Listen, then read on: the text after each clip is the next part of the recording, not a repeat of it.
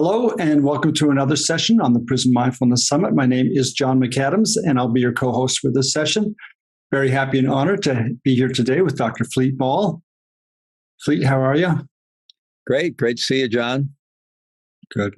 Well, I'm excited for this conversation. I want to read your bio so folks get a better sense of who you are, and then we'll jump right in. Sound good? Great. Fleet Maull, Ph.D., is an author, meditation teacher, mindset coach, social entrepreneur, and peacemaker who works at the session of personal and social transformation. He founded Prison Mindfulness Institute and National Prison Hospice Association, helping to catalyze two national movements while serving a 14-year mandatory minimum federal drug sentence, 1985 to 1999. He also founded the transformational education platform Heart Mind Institute and co-founded the Engaged Mindfulness Institute, where he trains trauma-informed mindfulness teachers who work with individuals and communities impacted by trauma and marginalization. He has served on the leadership team for the annual Auschwitz-Birkenau Bearing Witness Retreat for more than 20 years. He co-founded the Rwanda Bearing Witness Retreat and has trained genocide survivors as volunteer trauma paracounselors working in villages throughout Rwanda. He is a Roshi, a Zen Master Senior Teacher in the Zen Peacemaker community, a Senior Dharma Teacher in the Shambhala Tibetan Buddhist tradition, and leads meditation retreats worldwide. He developed neurosomatic mindfulness, or NSM, a deeply embodied neuroscience and trauma-informed approach to mindfulness and awareness meditation practice that facilitates self-healing, self-regulation, and awakening. Dr. Maull is the author of Radical Responsibility, How to Move Beyond Blame, Live Your Highest Purpose, and Become an Unstoppable Force for Good. Dharma in Hell, The Prison Writings of Fleet Maull, and The Resilient CO, Mindfulness-Based Wellness and Resiliency for Corrections Professionals. All right, you've been busy, Fleet, in and out of prison.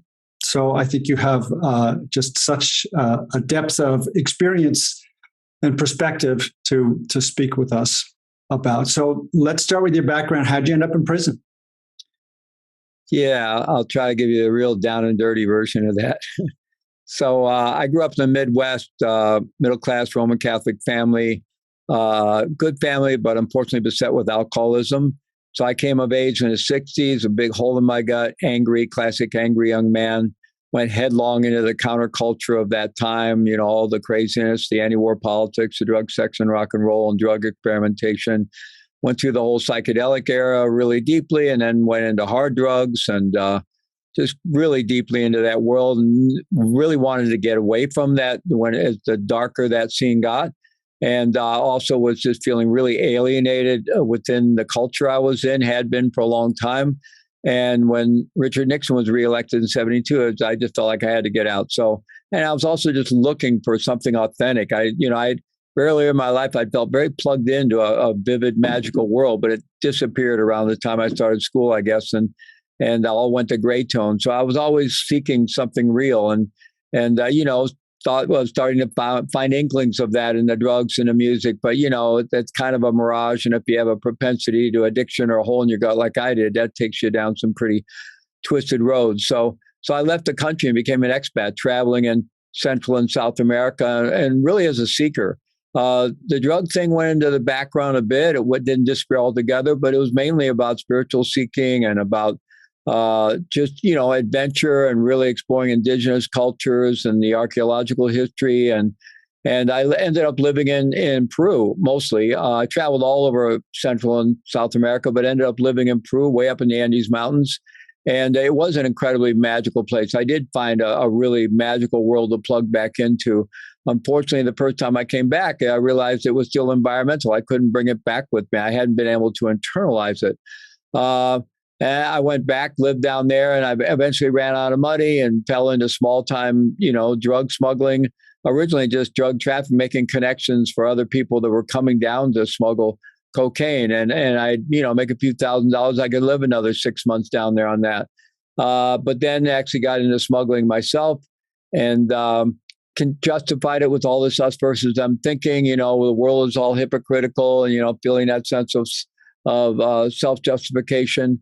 And Eventually came back to the States to get my master's degree at Naropa University, then Naropa Institute, became a student of Chogyam Trungpa Rinpoche. And that's what I was looking for. I went to Naropa looking for a practice. I started practicing on my own in South America, had gotten into studying and trying to practice on my own in Tibetan Buddhist tradition, but not getting very far without a teacher or a Sangha. And so I came looking for that, and I found that by coming to Naropa.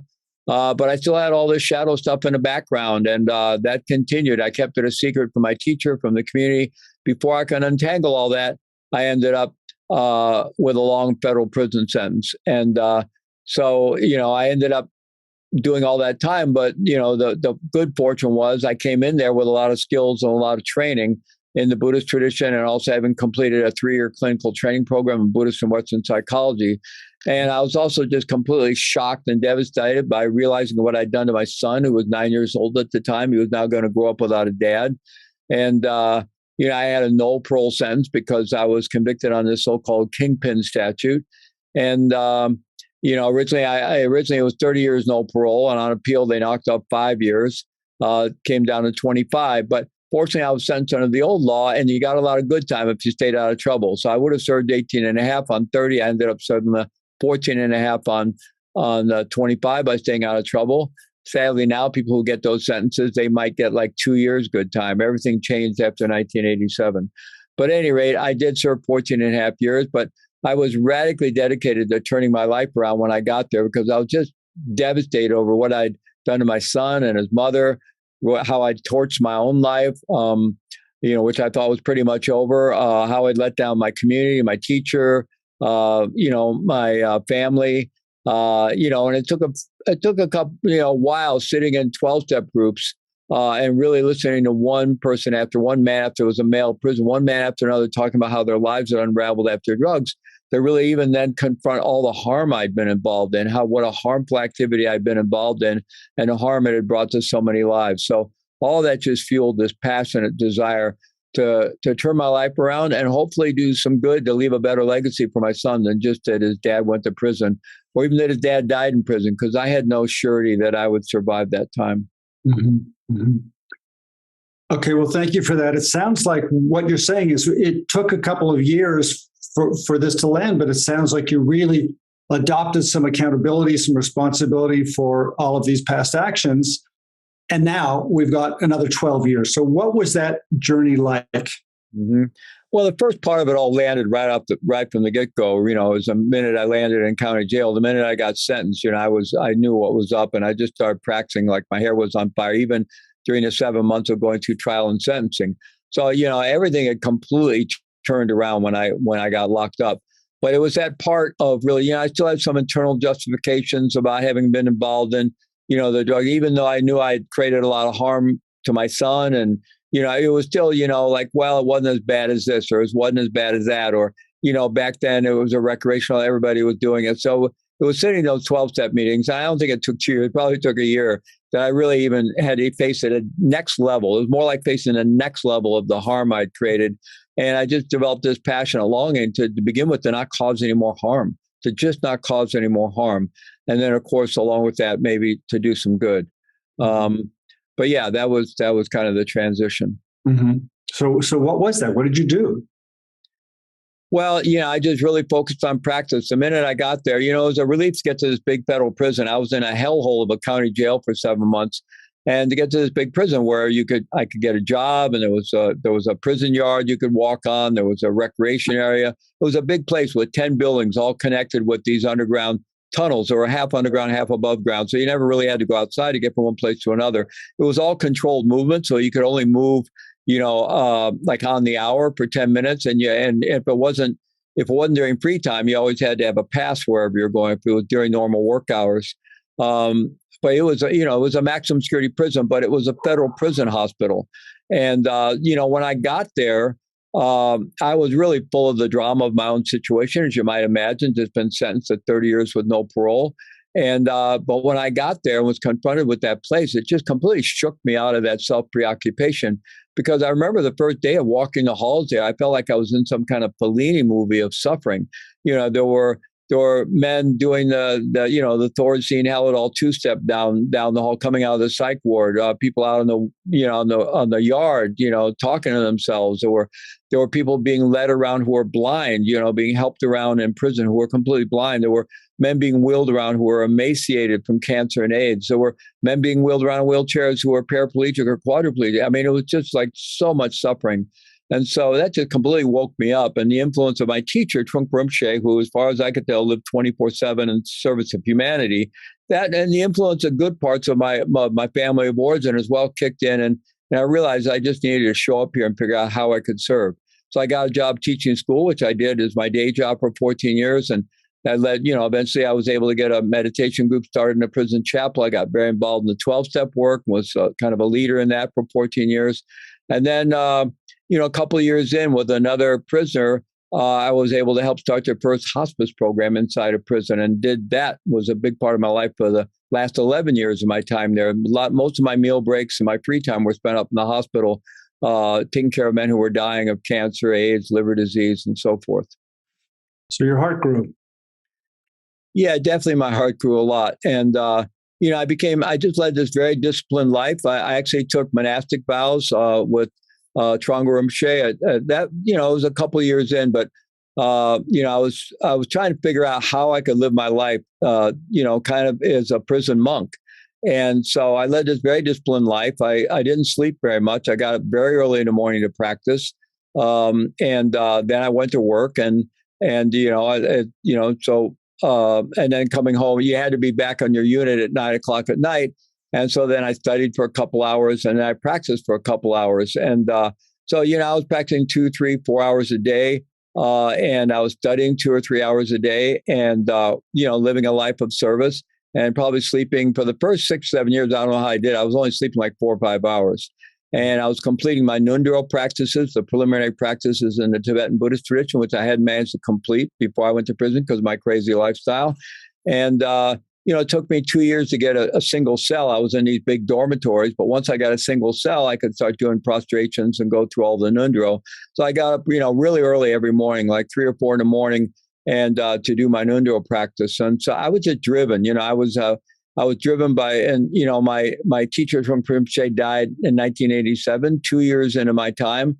So I was full of remorse and longing and regret, and devastation over what I'd done to my son, and I just was on fire with this compulsion to practice and be disciplined. And it was really clear to me from the beginning when I got there that anything I'd be able to do there that was of value in that place, it was going to not come out of my head. It was going to come out of my practice. If I just practiced, things would evolve. And so really everything I was able to do there over those 14 years with the meditation group, with the hospice work, with the 12-step work, with all the other things, lots of programs we developed, it really all arose out of my practice. And people were, I think, magnetized because they recognized the discipline that I led such a discipline. They may not have understood what I was doing, but they saw that I was really committed and really serious about that. And in general, in the prison environment, which is a completely crazy environment, this was an incredibly negative place. On a good day, maybe you only had 6 or 7 really demeaning encounters with either your fellow prisoners or with the correctional staff. I just realized that if I really dedicated myself to practice, things could happen, and that could become a transformative environment for me, which it did. It was really my monastery time, my ashram time, or whatever, for those 14 years. Mm-hmm. Mm-hmm. So at this point, very steeped in the Dharma, very steeped in practice, and this creation that came about, the Prison Dharma Network, this nonprofit that you started there in prison. Can you tell us a little bit about that? Yeah, it started fairly early on. I ran into Bo Lozov's book, Doing Time, early on when I was in prison, and we have Sita Lozov on our summit here. I'm very happy for that. And, Bo and Sita started, they're kind of the grandparents, if you will, the elders of prison meditation work. They took over Ram Dass's prison correspondence and started a prison ashram project that became the Human Kindness Foundation. So I ran into an early version of Bo's book, We're All Doing Time, and was very impressed with that. And And, I felt like there was a need for an organization that was supporting prisoners interested in Buddhism and meditation, in particular Buddhist meditation, and also outside volunteers. And so I called it Prison Dharma Network, kind of inspired by Prison Ashram Project, and raised a little money from family and friends, $2,000, and did all the paperwork through somebody on the outside. I started this group in prison, and one of the guys that was coming to the group when we first got it started was from Nepal, and of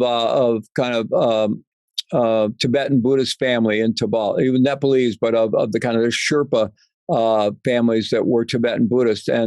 And so he didn't have a lot of experience with practice, but he grew up in a family that honored that, and the family had a lama and all of that.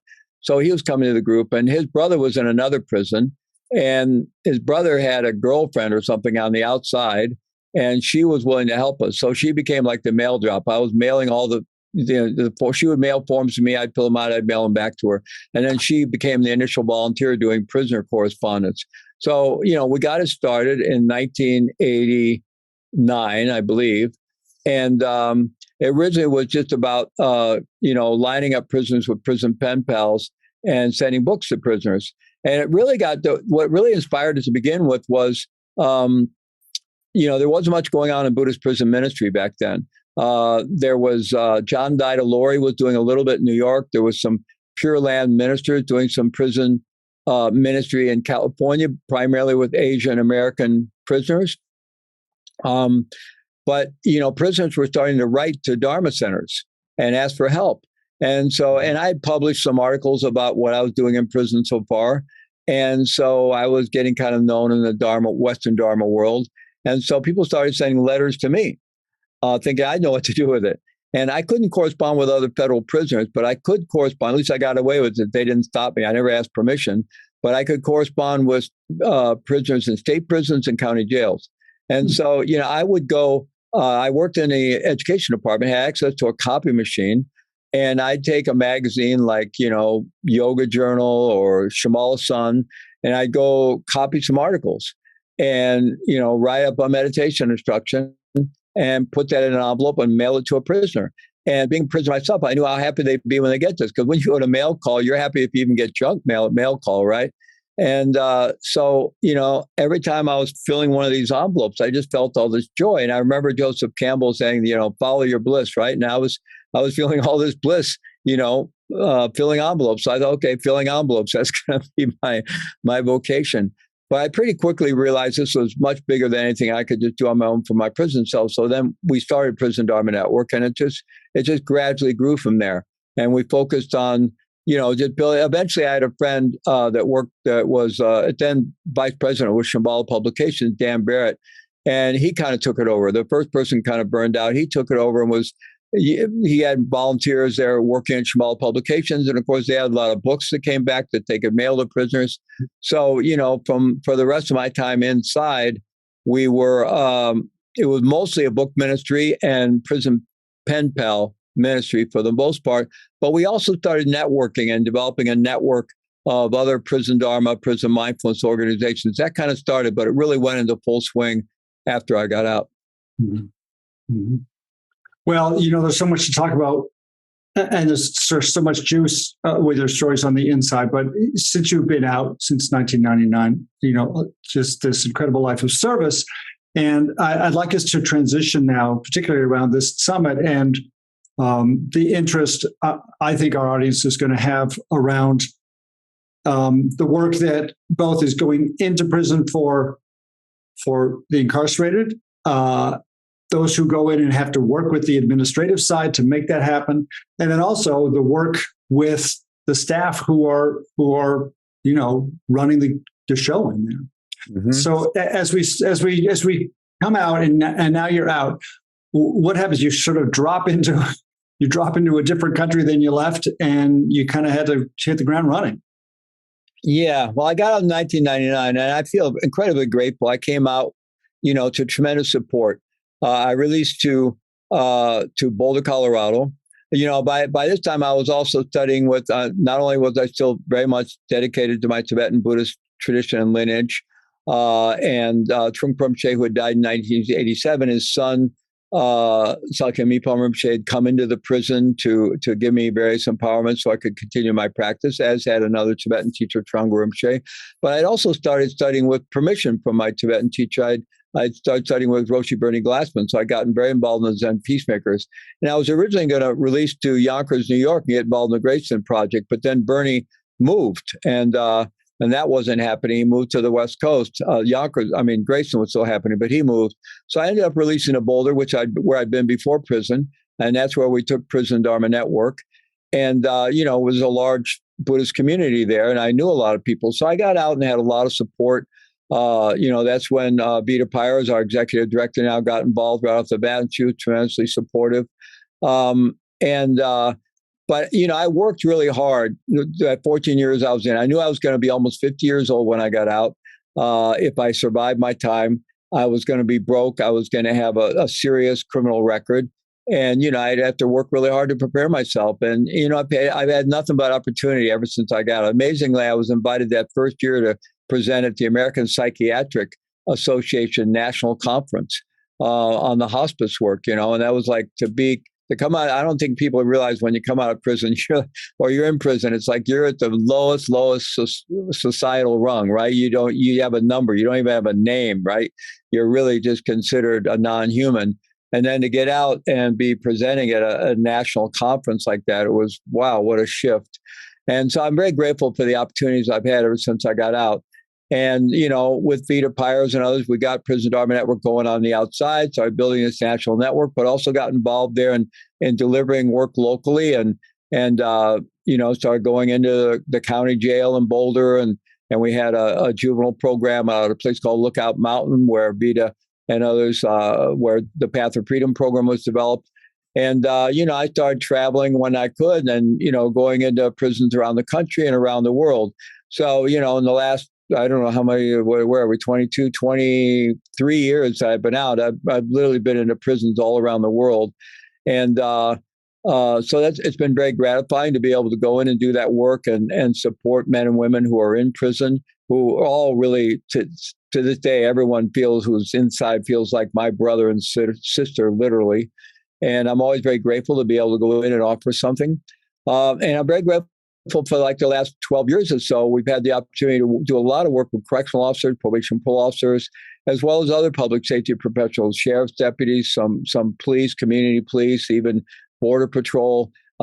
You've been very involved in that work, John, with me, and we developed this mindfulness-based wellness and resiliency training, which is about, a lot of people don't realize that correctional officers who work more than 20 years in secure facilities have a life expectancy of about 58, 59 years. That's 2 decades less than the general population. And they're dying of all the chronic stress-related ailments, suicidality, because their lives, they have this extreme exposure to insufficiently managed stress, which becomes chronic stress, as well as both primary and secondary trauma. And so, they're dealing with all kinds of chronic stress-related ailments, as well as unhealthy coping mechanisms, and often obesity and various forms of substance abuse. And there's a very disproportionate number of suicides. And so, fortunately, some of the facilities, some of the systems started reaching out, and we were able to start working first in Rhode Island and then in Oregon, and now we're working in different places around the country and in Canada. And we're just bringing them the mindfulness-based skills to take better care of themselves and to work in a way that isn't damaging to them. And we're not training them anything about how they're going to work with prisoners, but we know that a mindful CO who feels better about themselves in their life and who's healthier and who's practicing self-regulation skills of mindfulness is going to be very different with the prisoners or the incarcerated persons that are in their charge, right? And so, it's very gratifying to kind of be able to work from both sides of the system, so to speak. And we've done a lot of work with probation and parole. We work with some judges, with some public defenders, some prosecutors. So it feels like, it's a huge system, but at least we are touching it from all these different angles as we continue to train people to go into the prisons and support the programs for incarcerated citizens. So, it's felt very gratifying to be able to work at that level and to see how people just soak this up when you give people simple skills for self-regulation, because before that, their nervous system is being regulated by the world around them. And, we're kind of victims of our own childhood conditioning and whatever circumstances we're in. But by training people in these simple self-regulation tools and giving them that context of choice and personal responsibility, that, our destiny is really, there may be all kinds of causes and conditions that got us to where we are, including our own choices. But where we're going to go is really up to our choices. And so, that context is really appreciated, I find, by both incarcerated citizens and by the public safety professionals. That combined with the skills to actually begin to regulate your own nervous system, develop more mindfulness and awareness, develop more self-compassion, more self-empathy, and so on. So it's very gratifying to see this work take off and to see it, being delivered by so many people around. I mean, we're really excited about this summit because we're able to bring forth a really diverse group of people from many traditions, both Dharma-based or faith-based and secular, that are bringing this work into the criminal justice system and the public safety world. Well, there's two things that I'd like to get into with you in these last few minutes, and the first one is going to be about the work that you've done internationally. What have you seen? I've been in prisons in the States. I've been in prisons in Canada, and they're not the same. Those systems are not the same, but they look similar. But you've been in some pretty gnarly prisons, right? I don't know all the prisons you've been, but I know you've been into some down in South America or Central America that are pretty tough. I think in Eastern Europe or in Europe. So I'm just wondering if you could talk about the similarities. What is it like to live and wake up in a prison, and then also, in terms of those criminal justice systems that you're kind of getting a look at. Yeah. Well, there's more similar than different, but there are a lot of differences. And in general, I was in a federal system. So federal prisons in the U.S., they're pretty well run, pretty well maintained for the most part, although they can still be an absolute nightmare and full of violence and so forth. State prisons, it's kind of a mix. In Europe, a lot of the prisons, unless you get up into Scandinavia, where, it's well known that, at least in part, they have a more enlightened criminal justice process and correctional system, places like Norway and the others. But in a lot of places in Europe, the prisons are just really old. I've done programs at the main prison jail in Paris, and it's like a dungeon. Literally. And I remember they brought it when they were bringing the meals up. They had guys carrying these poles, holding these buckets with some kind of slop in the buckets. That was dinner. And I haven't been to any prisons in the UK, but I know there are prisons in the UK that are still like they've been using them for 1,000 years. They're dungeons, right? So there's that. And South American prisons are pretty rough too. I've been in prisons in Chile. They can be pretty rough. And so that's kind of true all over the world. Prisons they're rough anywhere. I don't care how modern of a prison facility it is. It mostly is a very dehumanizing place to be, unless it's run in the way that, they're doing in Norway and some other places where they're really taking a different perspective. And a little bit of that going on in the U.S. In Oregon, they're developing something called the Oregon Way, which is kind of based on a Norwegian model and so forth. I did a lot of research on developing this mindfulness-based wellness and resiliency model for correctional officers. I did my doctoral work in that. So I read research on correctional systems and the psychology, the health of correctional officers all over the, actual research on it all around the world. And it's all really similar in terms of what they're dealing with. And with the results you see in studies in Europe and Israel and South America, in Asia, in Africa, and in the U.S. and in Canada, the research is all pretty similar in terms of the research that's been done around the health of correctional officers and the psychological challenges of correctional officers. But with prisons, they really differ. Even here in the U.S., every facility is really different. Even within a state system, facilities develop their own character. Wardens have a lot of power, but even a new warden coming into a prison can really struggle to change the culture. it's like they each develop their own culture, and it can be really hard to change. Even like a big system like California, where they have a lot of state prisons up and down the state, they're all different, and they all have their own culture, and it can be very difficult to change it. Mm-hmm. Okay, so this last point that I'd like you to address is, because you've talked about working with judges, you've talked about working with probation, parole, obviously with incarcerated. What is your macro view of possibilities with the U.S., specifically the U.S. criminal justice system? Mm-hmm. Well, first of all, I mean, I've often said that my life mission is to rid society of blame and shame. Just a little small project I have. I really feel like our Western culture is just pervaded with shame and blame. And, part of it, I don't mean to demonize any religious tradition. I'm a lover of all the great faith traditions and spiritual traditions.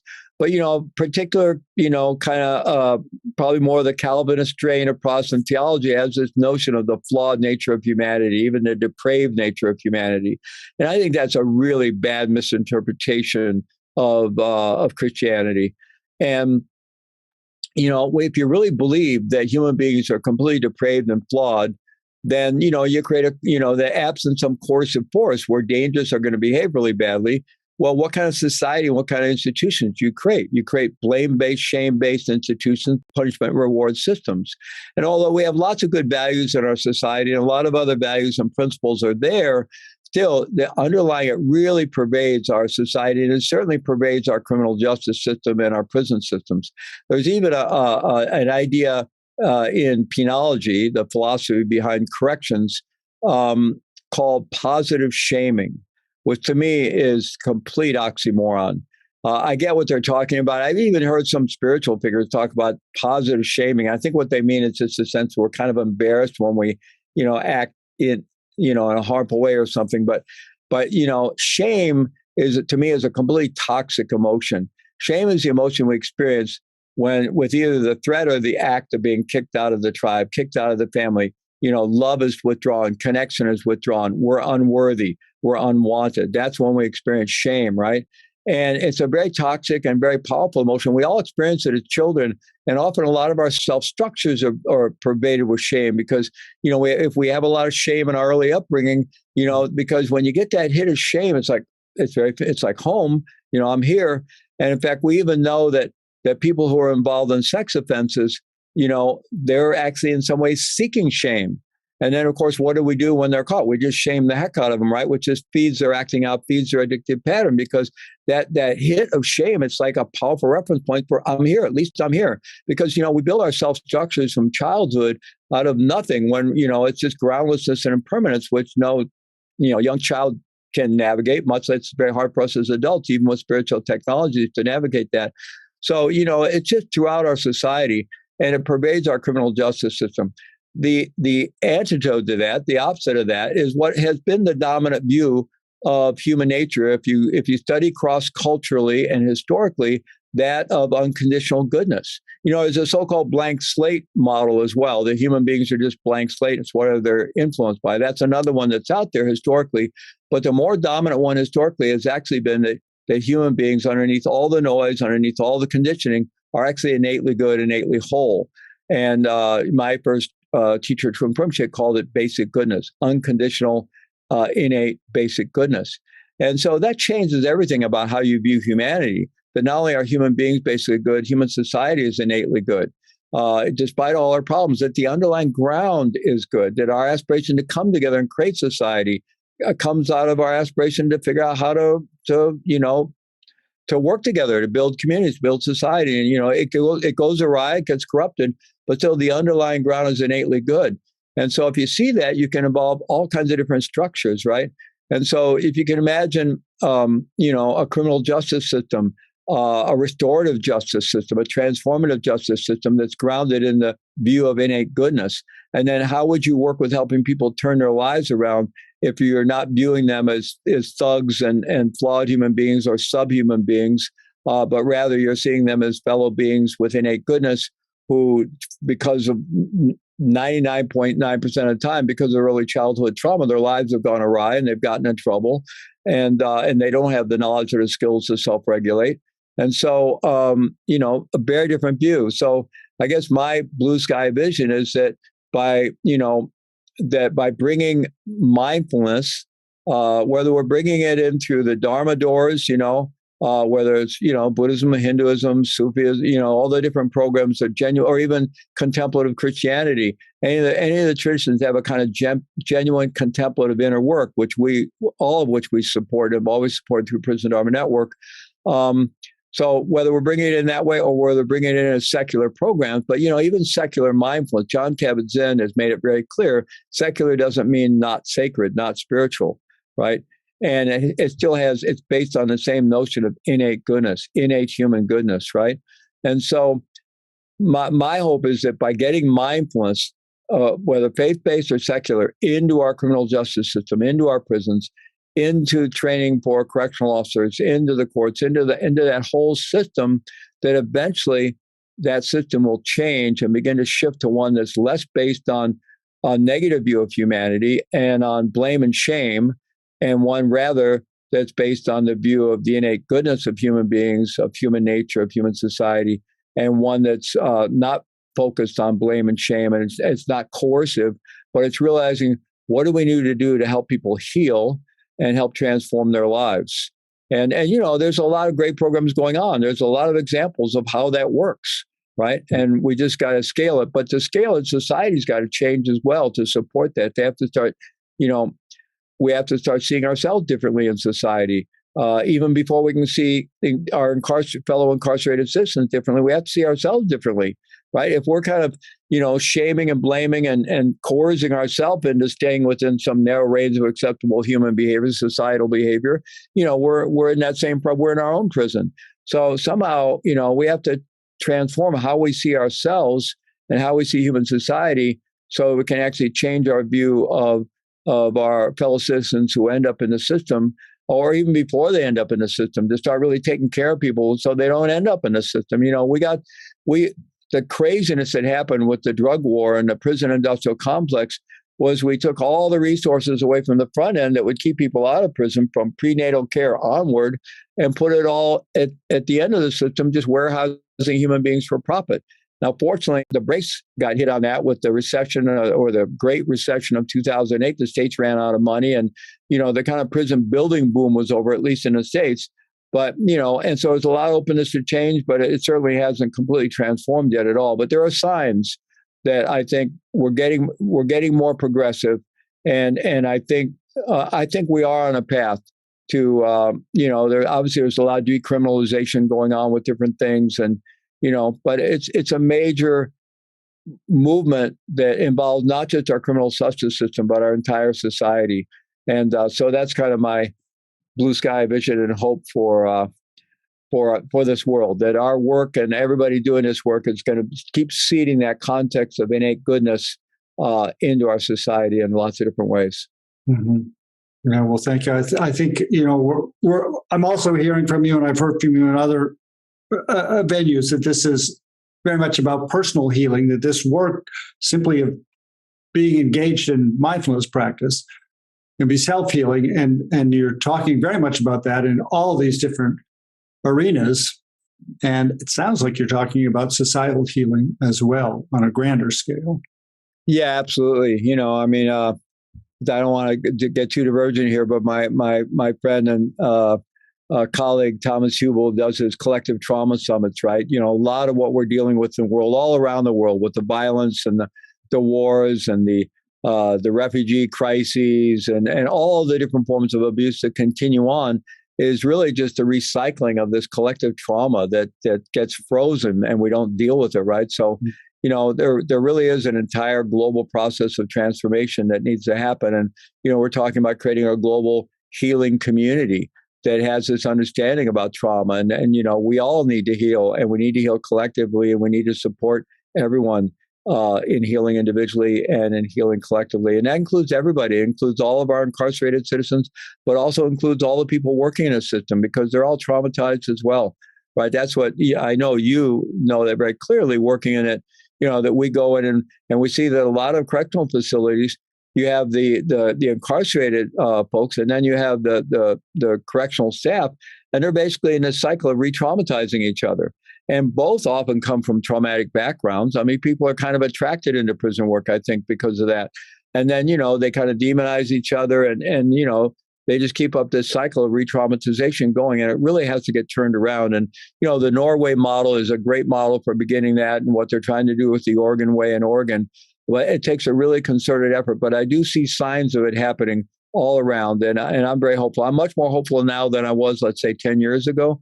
I mean, for many years, even for the first 15 years I got out of prison, it felt like the work that Beta and I and so many people are doing around the country in prison Dharma, prison mindfulness work was like we're trying to push this really heavy boulder up a really steep hill. At any moment, it's going to roll back over and crush us.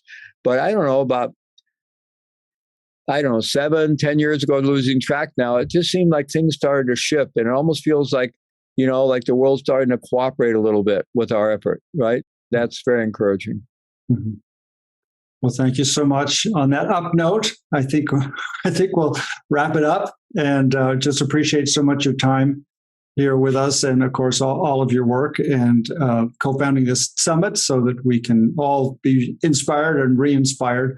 If people would like to learn more about your work and engage more with you, Fleet, how can they do that? Well, that really is the vision for this summit, is to get us all re-inspired. Not that people lost inspiration, but the pandemic really shut down the world of prison Dharma, prison mindfulness in a lot of ways. A lot of us have figured out ways to still get the Dharma and meditation and program in, but it really put the dampers on it. And so we hope that this summit will really re-engage everyone, and we can get the whole prison Dharma, prison mindfulness movement, prison yoga movement just flourishing again post-pandemic. If people want to learn about obviously prison mindfulness, it's prisonmindfulness.org. Our teacher training work is engagemindfulness.org. Our work with correctional officers and other public safety professionals is mindfulpublicsafety.org. And if people want to learn more about my work, it's just fleetmaull.com. All right, Fleet. Well, be well, stay strong, keep doing all that great work, and I hope to see you again soon. Well, thank you, John. Thank you for the work you do. You're a colleague in the work with correctional officers, and I know you go into the Men's Central Jail and lead the Path for Freedom program there and minister one-on-one to prisoners there. So thank you very much for the work you've been doing for a long time.